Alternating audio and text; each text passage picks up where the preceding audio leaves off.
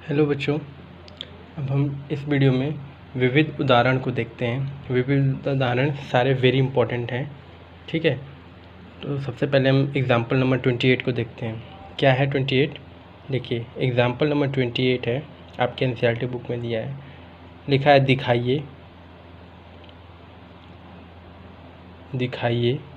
कि शब्द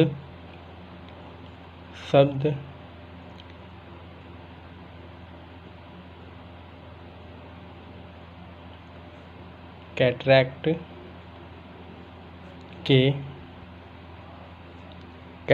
के वर्ण विन्यास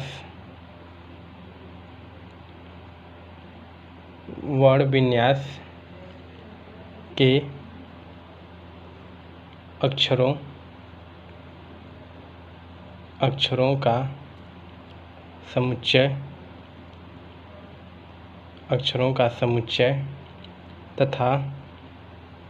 शब्द ट्रैक्ट के वर्ण विन्यास के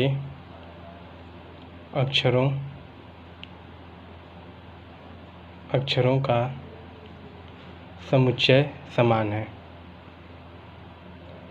अक्षरों का समुच्चय समान है।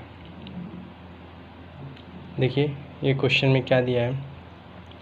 इस क्वेश्चन में दिया है कि दिखाइए कि शब्द कैटरैक्ट के वर्ण विन्यास के अक्षरों का समुच्चय तथा शब्द ट्रैक्ट के वर्ण विन्यास के अक्षरों का समुच्चय समान है, ठीक है। तो सबसे पहले इन दोनों समुच्चयों को आप रोस्टर रूप में लिख लीजिए। रोस्टर रूप में लिखने के बाद ये चीज़ें बताना आसान हो जाए। तो कैटरैक्ट, पहला क्या है?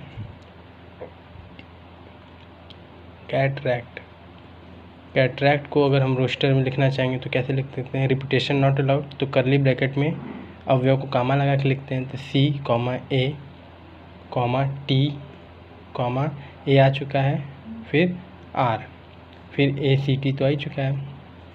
तो पहला जो वर्ड है उसका CATR हो जाएगा। दूसरा क्या है? ट्रैक्ट, इसका अगर हम रोस्टर रूप में बदलें तो TRAC, ट्रैक्ट, ठीक है। तो अब बताना है कि क्या ये दोनों समुच्चय आपस में समान हैं। तो देख लीजिए, पहले अवयव की संख्या समान है, तो यहाँ 1 2 3 4, यहाँ भी 1 2 3 4 दोनों समान है, ठीक है। अब देखिए, अवयव समान है, यहाँ C है, यहाँ C है, R है, यहाँ T, यहाँ A, यहाँ A। तो लिखेंगे हाँ, दोनों समुच्चय के वर्ण विन्यास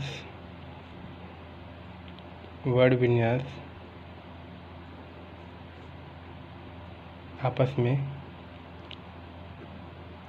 में समान हैं। यदि इसको मैं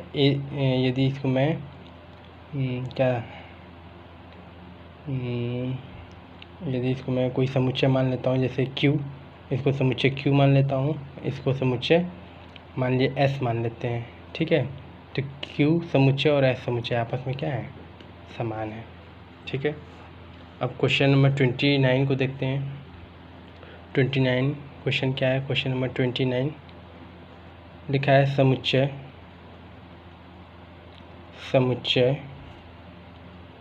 -1, 0, 1 के सभी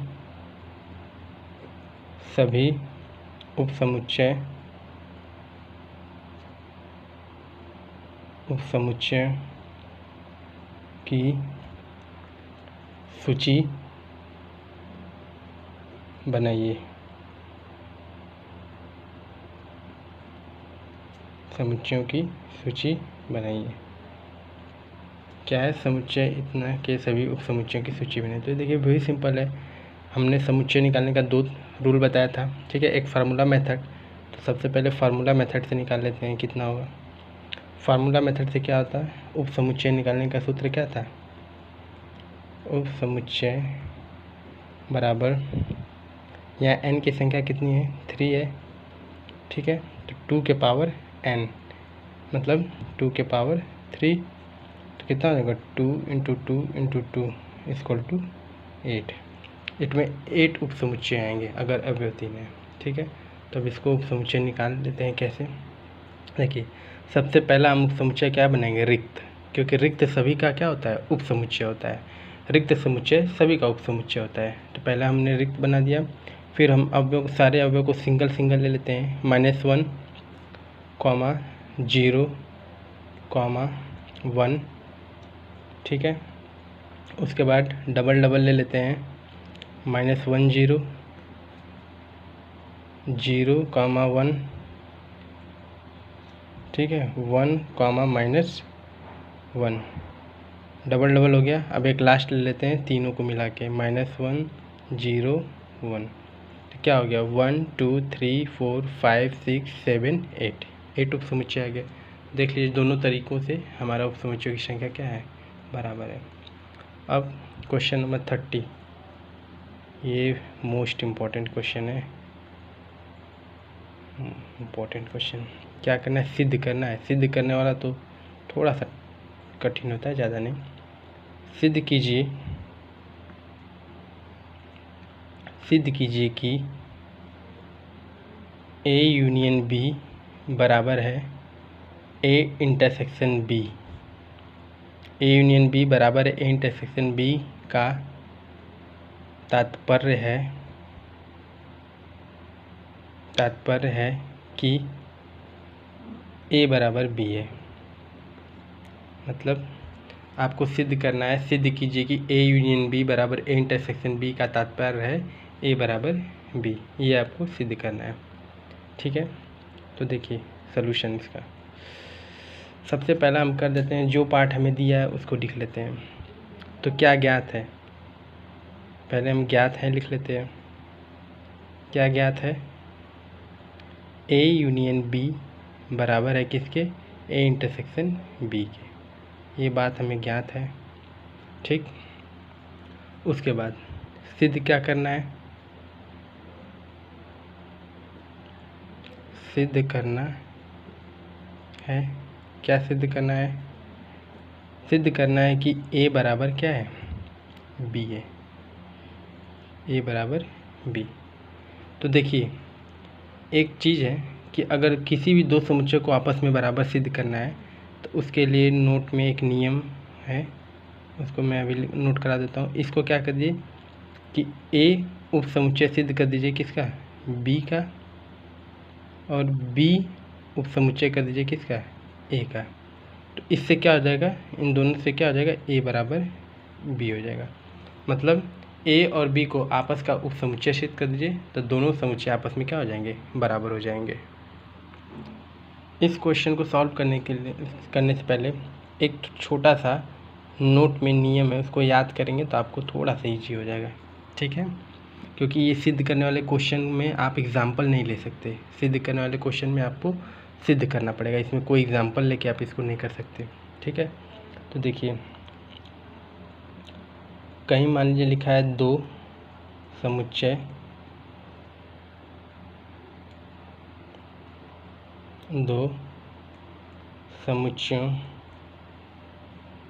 को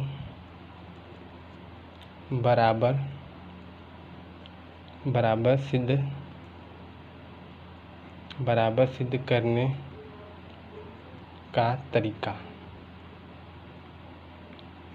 कहीं भी अगर आपको दिया है दो समुच्चय हैं को बराबर सिद्ध करना है तो उनका क्या रूल है, क्या तरीका है, देखिए मतलब आपको A बराबर B को सिद्ध करना है,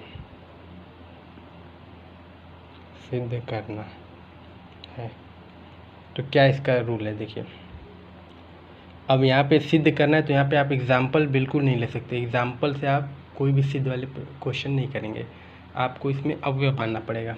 तो लिखेंगे क्या, माना X belongs to A this imply x belongs to b। अगर x a में बिलोंग कर रहा है तो x b में भी बिलोंग करेगा, तो हम इससे क्या बोलेंगे, a उपसमुच्चय है किसका, b का। इसको क्वेश्चन नंबर फर्स्ट मान लेंगे। ठीक है, फिर माना y belongs to b, this imply y also belongs to a। इसको हम क्या लिख सकते हैं, b उपसमुच्चय है किसका, a का। Question number 2। तो समीकरण 1 व समीकरण 2 से a बराबर क्या लिख सकते हैं, b। तो यहाँ से एक हमने रूल सीखा कि यदि दो समुच्चयों को बराबर सिद्ध करना है तो एक को उसका उपसमुच्चय सिद्ध कर दे, फिर दूसरे को उसका उपसमुच्चय कर दे, तो हम समीकरण 1 और 2 से क्या लिख सकते हैं, a बराबर क्या है, b है। इसी रूल का हेल्प लेते हुए हम इस क्वेश्चन को सॉल्व करते हैं। ठीक है, तो हमने ज्ञात है सब लिख लिया था, यहाँ हम लोगों ने ज्ञात है लिख लिया था, ज्ञात है सिद्ध करना है लिख लिया था। तो अब देखिए उपपत्ति लिखेंगे। अगला हेडिंग क्या देंगे, उपपत्ति। उपपत्ति लिखेंगे माना x बिलोंग्स टू a। माना x belongs to a, this imply x belongs to a union b। अगर x a में बिलोंग कर रहा है तो x उसके यूनियन में भी बिलोंग करेगा। ठीक है, this imply x a union b को हम क्या लिख सकते हैं, वहाँ पे दिखा है ना, a यूनियन b बराबर है किसके, a इंटरसेक्शन b के। ये आपको ज्ञात है, यहाँ दिया है, देख लीजिए। a यूनियन b बराबर है a intersection b, question number first मान लीजिए। तो हम लिख सकते हैं x belongs to a union b, तो x also belongs to a intersection b। ये कैसे लिख सकते हैं, चूँकि a यूनियन b बराबर दिया है किसके, a इंटरसेक्शन b के। ठीक है, दिस इम्प्लाई x अगर a में बिलोंग कर रहा है तो x यूनियन में करेगा, x अगर उसके यूनियन में कर रहा है तो उसके इंटरसेक्शन में करेगा, क्योंकि हमें बराबर दिया है। तो x अगर इंटरसेक्शन में कर रहा है तो हम लिख देंगे x also belongs to b। अगर इनके इंटरसेक्शन में कर रहा है, जैसे ये एक समुच्चय, ये एक समुच्चय, ये a है और ये b है, तो अगर इनके इंटरसेक्शन पार्ट तो यही है, common part a intersection b क्या है, यही है। तो अगर a इंटरसेक्शन b में कर रहा है तो वो a में है तो b में भी होगा ना। उसी तरीके से x बिलोंग्स टू b, तो इससे हम क्या लिख सकते हैं, दिस इम्प्लाई a जो है वो उपसमुच्चय है किसका, b का। a उपसमुच्चय है किसका, b का। इसको हम क्वेश्चन नंबर क्या मान लें, 2 मान लें। ठीक है, अब यहाँ पे क्या लिखे हैं, माना। नेक्स्ट अब अव्यय को चेंज कर देंगे, y belongs to b, this imply y अगर b में बिलोंग्स कर रहा है तो y a यूनियन b में भी करेगा। ठीक है, दिस इम्प्लाई अगर y a यूनियन b में कर रहा है तो y also belongs to a intersection b। क्यों, क्योंकि वहाँ पे दिया है चूँकि a यूनियन b बराबर है a इंटरसेक्शन b के। दिस इम्प्लाई y अगर a इंटरसेक्शन b में है तो y किस में आल्सो होगा, आल्सो किस में होगा, a में होगा। कैसे, इसको भी वेन्स डायग्राम से देख लीजिए। ये है a, ये है b। ठीक है, अगर कोई इंटरसेक्शन में बिलोंग कर रहा है तो इसका मतलब है अगर वो b में है तो वो a में भी होगा। ठीक है, इसी को ना कहते हैं a इंटरसेक्शन b। तो y बिलोंग्स टू क्या, a। इस हमने b को लिया और a को लाया, तो इससे क्या लिख सकते हैं, दिस इम्प्लाई b जो है वो उप समुच्चय है किसका, a का। Question number 3। ठीक है, अब क्या लिखेंगे, समीकरण 2 व समीकरण 3 से। समीकरण 2 व समीकरण 3 से a बराबर क्या लिख देंगे, b। तो इस क्वेश्चन में हमने शायद क्या सीखा कि अगर दो समुच्चयों को आपस में बराबर सिद्ध कर देना है, तो एक को दूसरे के उप समुच्चय सिद्ध कर दिए और दूसरे को पहले के उप समुच्चय सिद्ध कर दिए। उससे हम क्या लिख सकते हैं कि समुच्चय ए बराबर है किसके, समुच्चय बी के। Example number 31,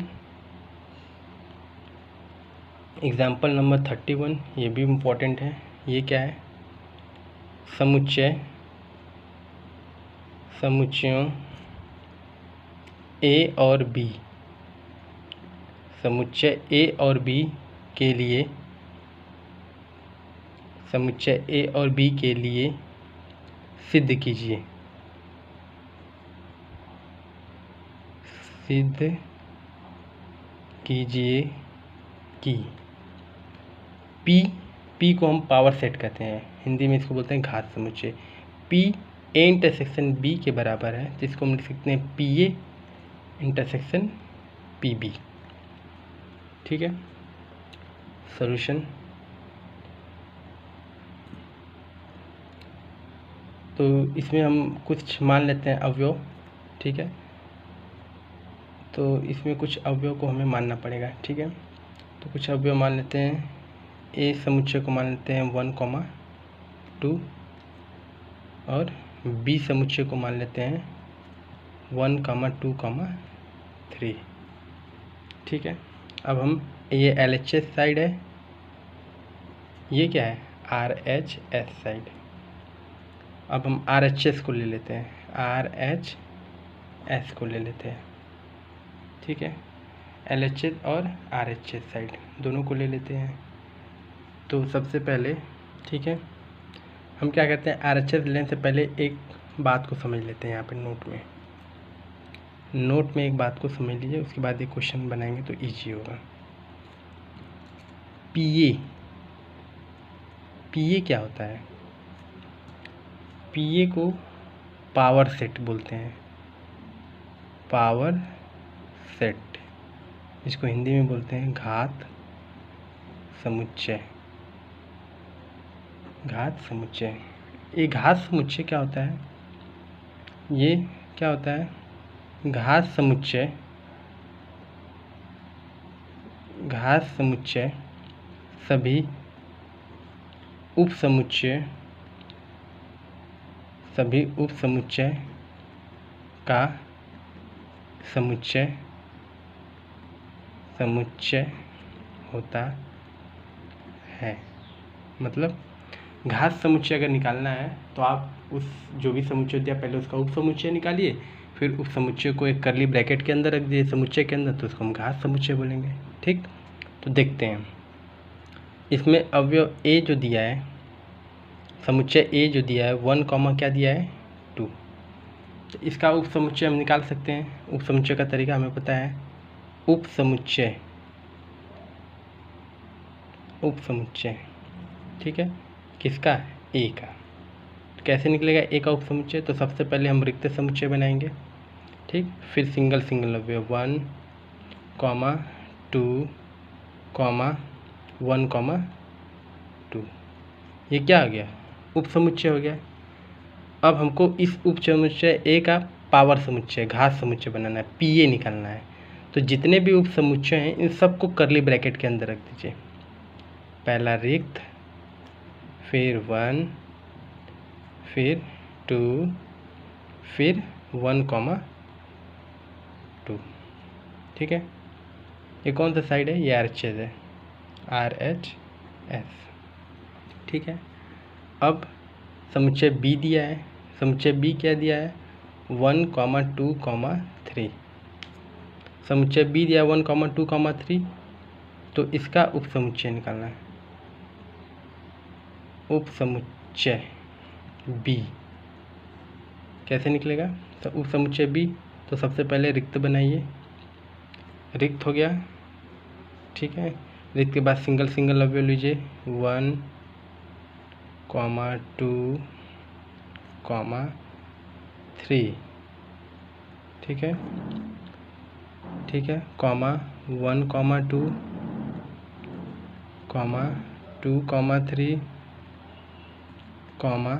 3, 3, 1। ठीक है, फिर क्या बन जाएगा, सिंगल डबल डबल हो गया तो फिर 1 2 3, ठीक है। ये हो गया बी समुच्चय दिया, इसका उप समुच्चय निकाल लिया। अब हमें क्या निकालना है, इसका घात समुच्चय पी बी निकालना है। तो पी बी कैसे निकलेगा, सभी उप समुच्चयों को समुच्चय में कर दीजिए, तो ये हो गया रिक्त, ठीक है। फिर 1, फिर 2, फिर 3, फिर 1 2 2 3 3 1, फिर 1 2 3, ठीक है। ये आपका निकल गया पी बी, इसका घात समुच्चय निकल गया। अब हमें आरएचएस में क्या निकालना है, P A intersection P B, तो P A intersection P B निकाल दीजिए। तो P A intersection P B का क्या मतलब होता है, जो दोनों घात समुच्चयों में कॉमन हो। तो देखिए क्या है, सबसे पहला तो आपको क्या कॉमन मिल जाएगा, रिक्त समुच्चय मिल गया, फिर 1 मिल गया, फिर क्या मिल गया, देखिए 2 2 मिल गया, फिर क्या मिल गया 1 2 1 2 इसमें भी है, 1 2 इसमें भी है, तो 1 2 मिल गया। ये 4 समुच्चय जो हैं वो कॉमन मिल जाएंगे किसमें, P A intersection P B में। ये कौन सा पार्ट था, ये आर एच एस पार्ट था, राइट हैंड साइड। अब एल एच एस को लेते हैं। अब एल एच एस को लेते हैं। एल एच एस क्या दिया, पी ए इंटरसेक्शन बी, मतलब पी ए इंटरसेक्शन बी का घात समुच्चय में चाहिए। तो सबसे पहले हम यहाँ फिर से ए समुच्चय लिख लेते हैं 1 2, बी समुच्चय लिख लेते हैं 1 2 3, ठीक है। अब हमको क्या निकालना है, this imply A intersection B, जिसका हमें घात समुच्चय चाहिए, पहले उसका तो हमें वो निकालना पड़ेगा ए इंटरसेक्शन बी। तो ए इंटरसेक्शन बी का मतलब जो ए और बी में कॉमन हो, तो कौन कौन है, 1 2, 1 2 कॉमन है। अब इस ए इंटरसेक्शन बी का हमें क्या चाहिए, उप समुच्चय, इसका हमें उप समुच्चय चाहिए। तो इसका उप समुच्चय कैसे निकलेगा, देखिए 2 अवयव हैं तो पहले रिक्त बना लेंगे, फिर सिंगल सिंगल अवयव 1 2, फिर 1 और 2 साथ में ले लेंगे।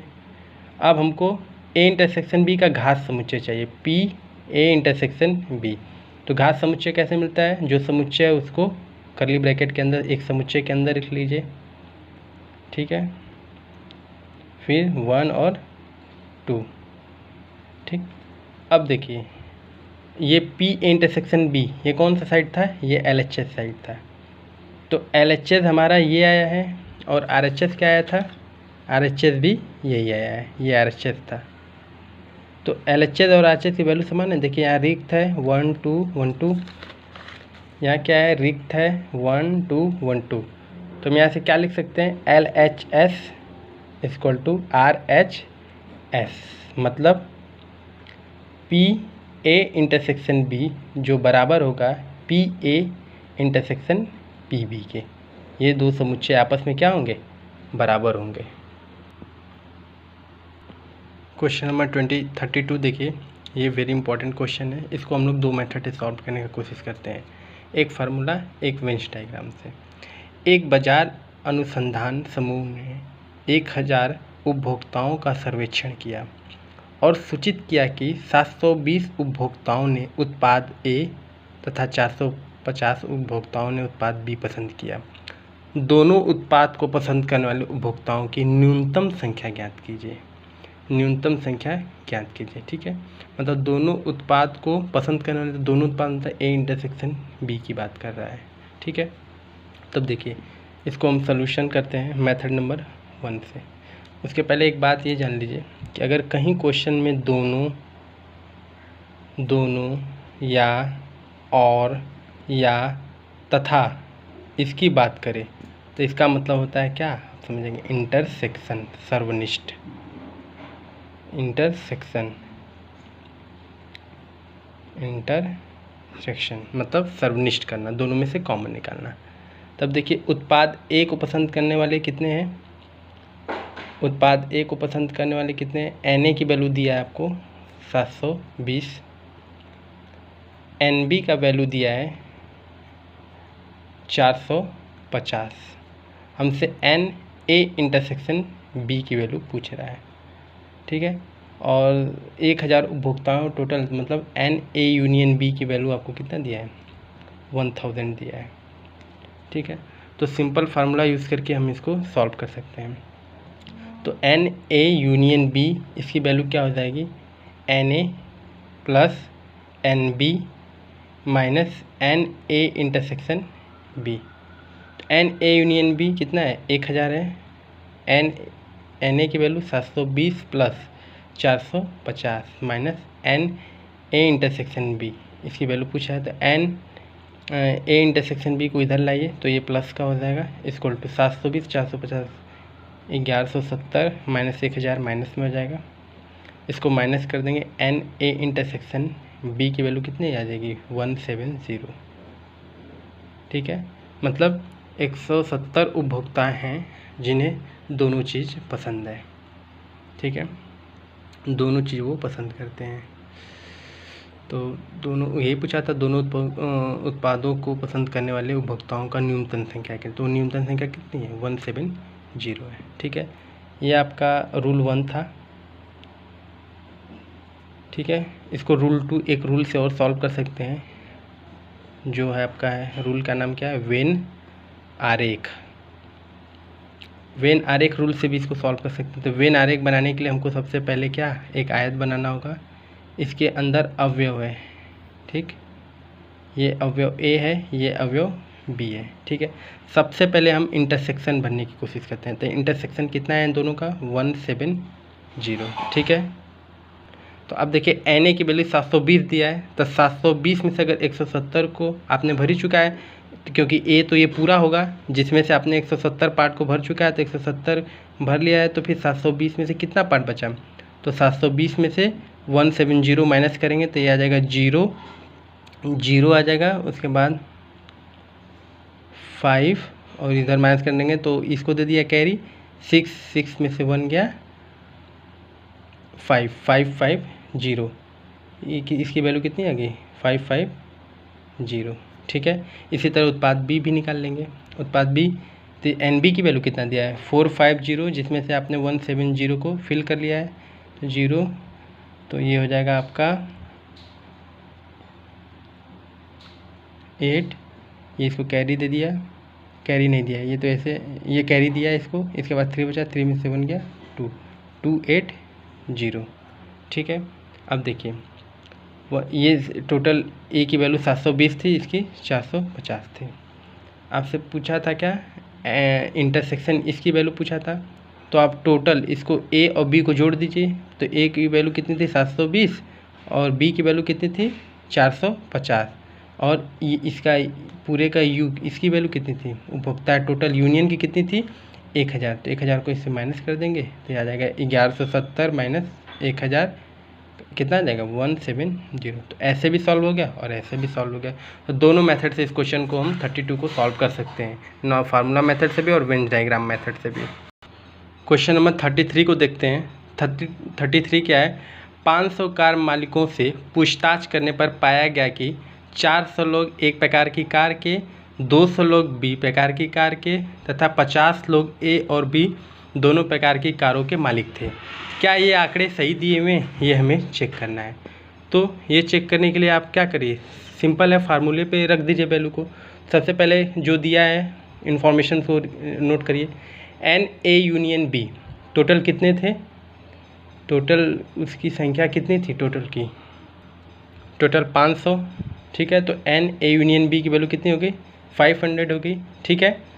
उसके बाद एन ए की वैल्यू कितना दिया है, 400, ठीक है। एन बी दूसरे टाइप के 200, ठीक है। और दोनों ए इंटरसेक्शन बी, इसकी वैल्यू कितना दिया है, 50 दिया है। तो इसको चेक करना है कि क्या ये आंकड़े सही दिए हुए हैं, तो इसको फार्मूला में सिंपली रख दीजिए, एन ए यूनियन बी बराबर क्या होता है, N A plus N B minus N A intersection B, ठीक है। एन ए यूनियन बी, तो एन ए यूनियन बी की वैल्यू कितनी दी है, 500 इक्वल टू एन की वैल्यू कितनी है 400 प्लस एन बी की value 200 minus N A intersection B की वैल्यू 50 दिया है। तो 500 इक्वल टू 400 200 कितना हो गया 600 माइनस 50। तो 500 बराबर 600 में 50 गया क्या हो गया 550। तो क्या 500 550 के बराबर हो सकता है? कभी नहीं। नॉट इक्वल टू, तो या नॉट इक्वल टू में इसको कट कर देंगे। तो क्या लिखेंगे यहाँ पे? इसलिए यह आंकड़े सही नहीं हैं। मतलब ये आंकड़े जो दिए हुए हैं, given information is not correct. Okay, अब देखिए लास्ट उदाहरण 34 है। इसको सॉल्व करने के लिए हमें कुछ इम्पॉर्टेंट पॉइंट्स पता होना चाहिए। तो इसको देखिए, ये नोट में इसको नोट कर लेते हैं। इम्पॉर्टेंट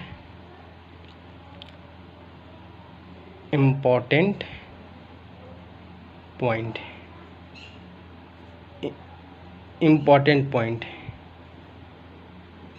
तो ये हो गया आपका समुच्चय ए, ये हो गया आपका समुच्चय बी, ये हो गया ए, ये हो गया बी। ये क्या आपका सार्वत्रिक समुच्चय यू। अगर दो समुच्चय दिए हैं तो इसके लिए आपको फार्मूला पता है क्या है? N A union B equal to क्या होता है? N A plus N B minus N A plus N B minus N A intersection B. ये इसका फार्मूला होता है। ठीक है, सेकेंड पॉइंट को देखते हैं। अगर आपको तीन समुच्चय दिए हुए हैं, समुच्चय ए, ये समुच्चय बी, ये समुच्चय सी दिया हुआ है। ठीक है, अगर आपको तीन अवयव दिए हैं तो इसका क्या फार्मूला होता है? तो इसका फार्मूला होता है N A union B union C equal to, इसका फार्मूला होता है N A plus N B plus N C minus N A intersection B minus N B intersection C minus N C intersection A. ठीक है, plus N A intersection B intersection C. ये इसका formula होता है अगर हमको तीन अवयव दिए हैं। तो इसी पे हमारा एग्जाम्पल नंबर 34 है। इसको सॉल्व करते हैं, एग्जाम्पल नंबर 34 को। ठीक है, एग्जाम्पल नंबर 34 को सॉल्व करते हैं। क्या है एग्जाम्पल नंबर 34? एग्जाम्पल नंबर 34 है एक महाविद्यालय में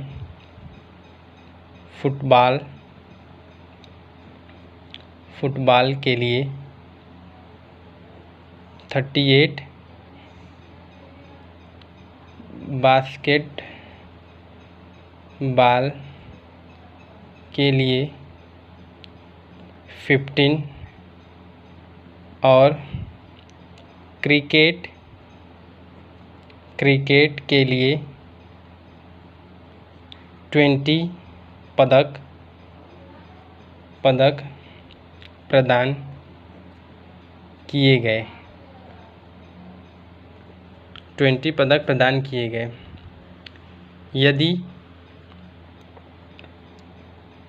यदि ये पदक कुल 58 लोगों को मिले और केवल 3 लोगों को तीनों खेलों के लिए मिले तो कितने लोगों को 3 में से ठीक 2 खेलों के लिए मिले। ठीक है, ये आपका क्वेश्चन है। ये इम्पोर्टेंट क्वेश्चन है, इसको ध्यान देना है थोड़ा। क्योंकि इसमें 3 अवयव आपको दिए हुए हैं। क्या क्वेश्चन है, एक बार फिर से रिपीट कर देते हैं। एक महाविद्यालय में फुटबॉल के लिए 38, बास्केटबॉल के लिए 15 और क्रिकेट के लिए 20 पदक प्रदान किए गए। यदि ये पदक कुल 58 लोगों को मिले और केवल 3 लोगों को तीनों खेलों के लिए मिले, तो कितने लोगों को 3 में से ठीक ठीक 2 खेलों के लिए मिले, ये आपको बताना है। ठीक है, तो इसको हम लोग इसे पहले फार्मूला मेथड से कुछ वैल्यू निकाल लेते हैं, उसके बाद हम लोग इसको वेन डायग्राम पे भी देखेंगे।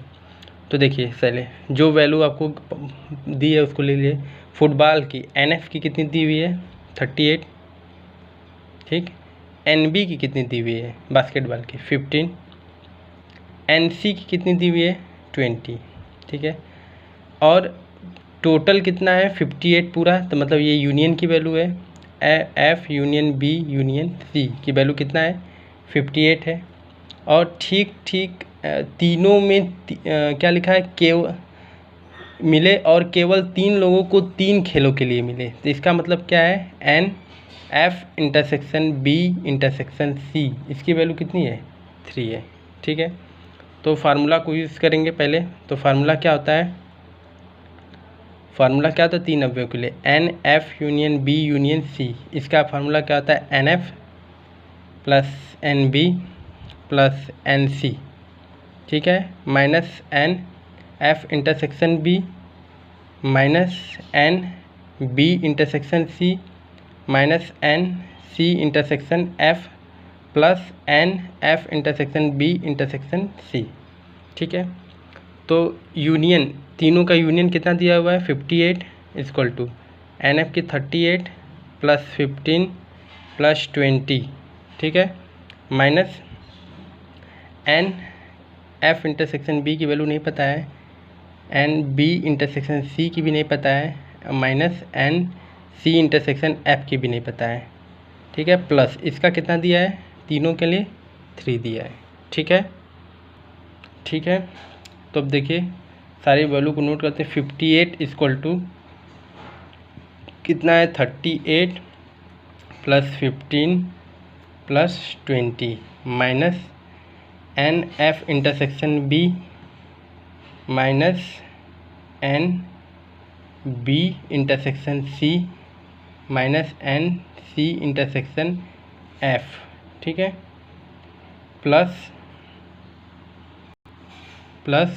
3। अब इसको सॉल्व करते हैं, ये 58 हो गया इक्वल टू इसकी वैल्यू कितना, 38 15 प्लस 20, ये हो गया इधर आ गया 73। ठीक है, minus NF intersection B minus NB intersection C minus NC intersection F plus 3, तो ये हो गया 58 इक्वल टू 76। ठीक है, minus NF intersection B minus NB intersection C minus NC intersection F। इन सब को इधर लेते आइए तो ये सब प्लस हो जाएंगे, ये सब क्वांटिटी को इक्वल टू के इधर लेते आएंगे तो सब प्लस हो जाएंगे। NF intersection B plus NB intersection C plus NC intersection F equal to, ये हो जाएगा 76। 58 इधर आएगा तो माइनस का हो जाएगा इक्वल टू, इसको माइनस करने पे कितना आ रहा है, 18 आ रहा है। ये किसकी वैल्यू है, NF intersection B plus NB intersection C plus NC intersection F, इसकी वैल्यू कितनी आ रही है, 18 आ रही है। ठीक है, अब हम क्या करते हैं बच्चों, वेंस डायग्राम बना लेते हैं तो थोड़ा सा और क्लियर हो जाएगा। हमें ठीक ठीक 2 की बात किया है, ठीक ठीक 2, तो वेंस डायग्राम बना लेते हैं। इसमें वेंस डायग्राम बना लेते हैं। ठीक है, F है, ये B है, ये क्रिकेट का है। अब देख लीजिए, ठीक ठीक 2 की बात किया है ना, ठीक ठीक 2 की। तब देखिए इसको हम कुछ नाम दे देते हैं, इसको हम दे देते हैं नाम K, इसको दे देते हैं KLM, इसको क्या देते हैं, N दे देते हैं, KLMN, इसको नाम दे देते हैं कुछ KLMN। ठीक है, अब ये देखिए सिर्फ इतना जो पार्ट है, ये जो पार्ट बचा हुआ है, इधर इधर इधर, ये पार्ट जो बचा हुआ है इसको कहते हैं, इसका कुछ नाम होता है। क्या नाम होता है? इसको कहते हैं केवल बी, मतलब ओनली बी। ठीक है, इसको पढ़ते हैं केवल एफ, ओनली एफ। इसको क्या पढ़ते हैं? केवल सी, ओनली सी, इसका नाम है। ठीक है, तो अब देखिए, अब हमको इसकी वैल्यू पता हो गई, मतलब ये इंटरसेक्शन जो दोनों में आ रहा है, ये तो यहाँ से अब देखिए एन एफ इंटरसेक्शन बी, ये जो आया था इसको नोट कर लेते हैं। N F intersection B plus N B intersection C plus N C intersection F की वैल्यू कितना दिया है बच्चों? 18 दिया है। ठीक है, इसकी वैल्यू 18 हो गई। अब देखिए एफ इंटरसेक्शन बी, फुटबॉल और बास्केटबॉल के बीच में क्या आ रहा है? के आ रहा है और एन आ रहा है, प्लस बास्केटबॉल और क्रिकेट तो क्या आ रहा है? एन आ रहा है प्लस एम आ रहा है, प्लस उसके बाद क्या हो रहा है? क्रिकेट और फुटबॉल में क्या आ रहा है? के एल आ रहा है प्लस एन आ रहा है, इक्वल टू 18। तो देखिए के प्लस एम प्लस यहाँ पे क्या बचा? एल। यहाँ क्या है? एन कितना एन आ रहा है? 3n की वैल्यू कितना? 3n equal to 18। ठीक है, 3n इक्वल टू 18। ठीक है, अब देखिए k plus M plus N बराबर 18 माइनस 3n। ठीक है, 18 माइनस n क्या है? ये तो ठीक तीनों, ये तीनों में आ रहा है, फुटबॉल में, बास्केटबॉल में, क्रिकेट में। तो इसकी वैल्यू आपको दिया था क्वेश्चन में, कितना? 3 दिया था। 3 इंटू 3 तो 18 माइनस 9 इक्वल टू क्या आएगा? यहाँ पे k plus M plus N की वैल्यू कितनी आ गई? 9 आ गई। ये जो k plus M plus L है, k एम एल, ये इसको बोलते हैं ठीक 2, मतलब ये ठीक 3 है, ये ठीक 2 है। ठीक 2 मतलब ये फुटबॉल में भी है और ये किस में है? क्रिकेट में भी है। ये फुटबॉल में भी है, ये बास्केटबॉल में भी है, ये फुटबॉल में बास्केटबॉल में भी है, ये क्रिकेट में भी है। ठीक है, तो इसको हम बोलते हैं ठीक 2। और जो ये पूरा ले लेंगे तो इसको बोलेंगे, ये जो एन है इसको बोलेंगे ठीक 3। ठीक है, तो यहाँ पे नोट भी कर लेते हैं एक पॉइंट। इसमें जो के है वो फुटबॉल और बास्केटबॉल में आ रहा है, तो ये ठीक 2 बोलते हैं। ठीक है, इसको ठीक 2 बोलते हैं। उसके बाद सेकेंड जो एल है और एम है, एल जो है वो किस में है? एल जो है वो फुटबॉल और क्रिकेट में है, इसको भी ठीक 2। और जो एम है वो किस में है? क्रिकेट और बास्केटबॉल, इसको भी ठीक 2। ठीक है, और जो एन है वो तीनों में तो इसको ठीक 3 बोलते हैं। ठीक है, ये नोट की बात है। बाकी ये आपकी विविध उदाहरण यहाँ पे ख़त्म होता है। ठीक है, आप इसको अच्छे से देखिएगा, सब क्वेश्चन बहुत इंपॉर्टेंट है। नेक्स्ट वीडियो में हम लोग विविध प्रश्नावली को देखेंगे। ये वेरी इंपॉर्टेंट लेक्चर है, इसको आप अच्छे से पढ़ के समझ लीजिएगा, ताकि अगर आपका ये एग्जाम्पल अच्छा होगा तो आपकी प्रश्नावली जो है और ईजी हो जाएगी। प्रश्नावली में आपको जितने भी विविध में प्रश्नावली क्वेश्चन हैं वो सारे थोड़े से अच्छे हैं। तो उदाहरण अगर आपका क्लियर है तो आपके प्रश्नावली में कोई भी प्रॉब्लम नहीं आएगा। ठीक है, थैंक यू सो मच।